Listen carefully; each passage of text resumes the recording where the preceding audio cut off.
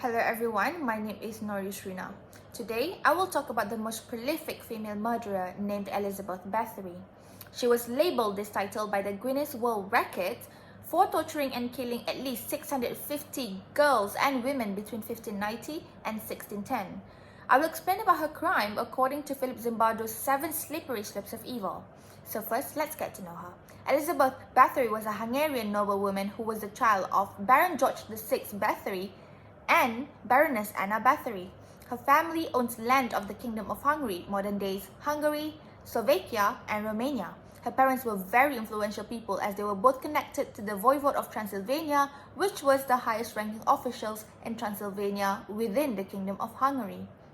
Elizabeth was also the niece of the Hungarian noble Stefan Bathory, who was also the King of Poland. Born into a privileged family of nobility, Elizabeth was endowed with wealth, education, and a prominent social rank. However, when she was a child, she suffered multiple seizures caused by epilepsy, possibly stemming from the inbreeding of her parents.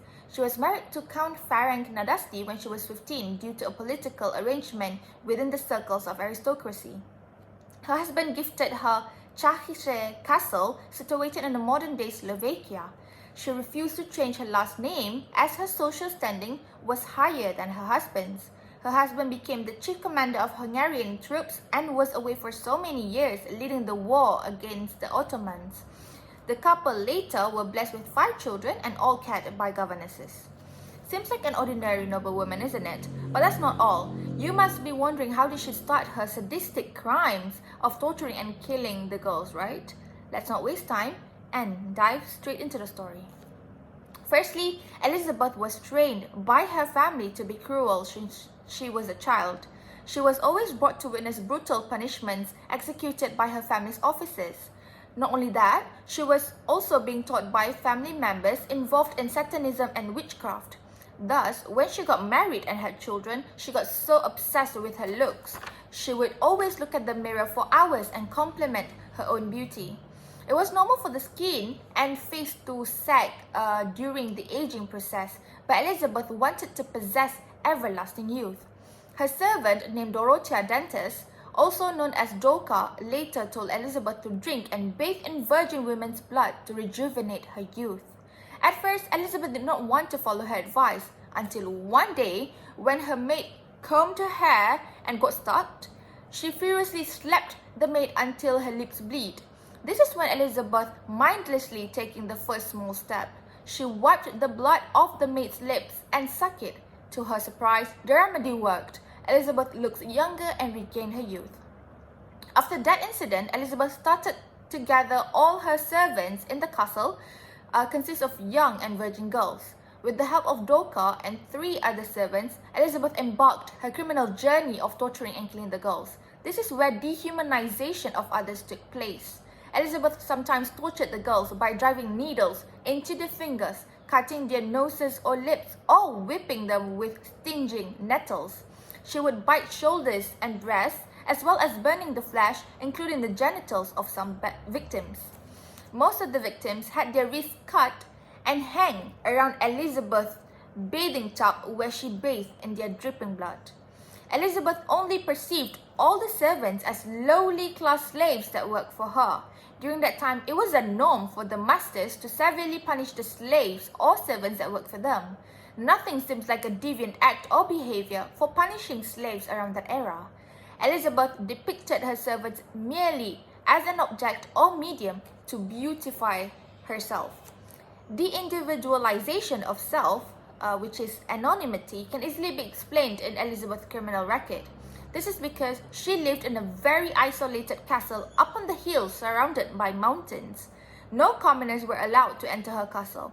Her servants were bound to stay in the castle, thus making her very anonymous in her sadistic murders. No one would ever know what she did in the castle except for the victims and her assistants. All the victims' screams cannot be heard by anyone since the castle was just very far away from the surrounding villages. All the assistants that helped Elizabeth with her crimes were tortured by governmental officials before they were executed because they refused to confess their crimes and devotion towards Elizabeth's commands.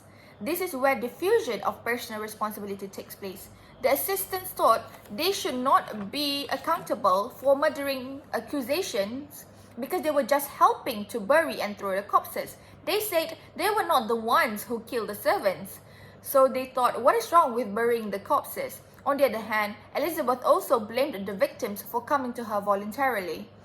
This happened when she had killed all of her servants in the castle and started to welcome and gain more servants by claiming that she would want to give them jobs at the castle. There were also girls from lesser gentry who were sent to Elizabeth Castle by their parents to learn courtly etiquette.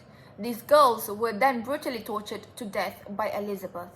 Next, blind obedience to authority can easily be seen when all Elizabeth's assistants think that they were just doing what Elizabeth asked for. After all, they were her servants too.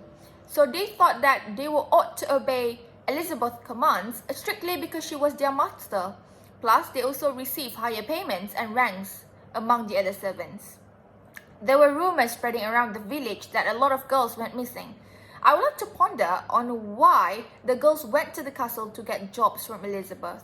There were hundreds of girls who wanted to take the offer. I wonder why none of these girls have ever thought about what kind of job that they will be doing and why did Elizabeth need that much girls to carry out these so-called jobs.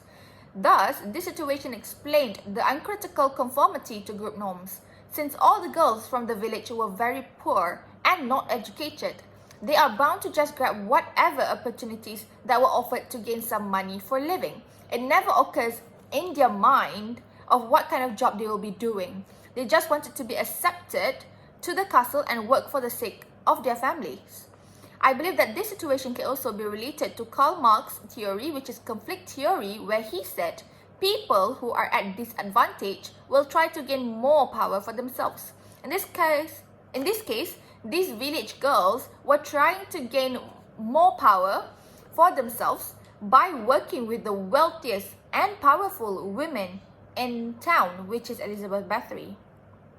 Passive tolerance to evil through inaction or indifference can easily be seen when Count Georgi Thurzo, who was also Elizabeth's cousin, denied trials and execution upon Elizabeth and instead wrote a letter to Hungarian King Matthias to only detain her in the castle for the rest of her life. When a lucky noble-birth girl who successfully escaped the castle and told the governmental officials about the brutal murders that were carried out at the castle, Thurzo and his men went to the castle and witnessed a girl being tortured by Elizabeth. Not only that, when he searched the castle, he also found dead bodies and barely survived girls at the basement. However, he only asked his men to apprehend Elizabeth's assistants and hold them accountable for the murdering accusations. Thurzo refused to hold trial and execution upon Elizabeth, mainly because he feared that her properties would be seized by the crown. The trial and execution will also cause a public scandal. An influential family which ruled Transylvania would be disgraced too. The stories of Elizabeth's sadistic serial murders were verified by the testimony of more than 300 witnesses and survivors, as well as physical evidence and the presence of horribly mutilated dead, dying, and imprisoned girls found at the time of her arrest. And yet, she was saved from execution as she was the wealthiest woman in Slovakia, came from the most powerful family, and had prominent social rank. I hope you guys are able to understand the 7 slippery slopes of evil from this video. Thank you very much.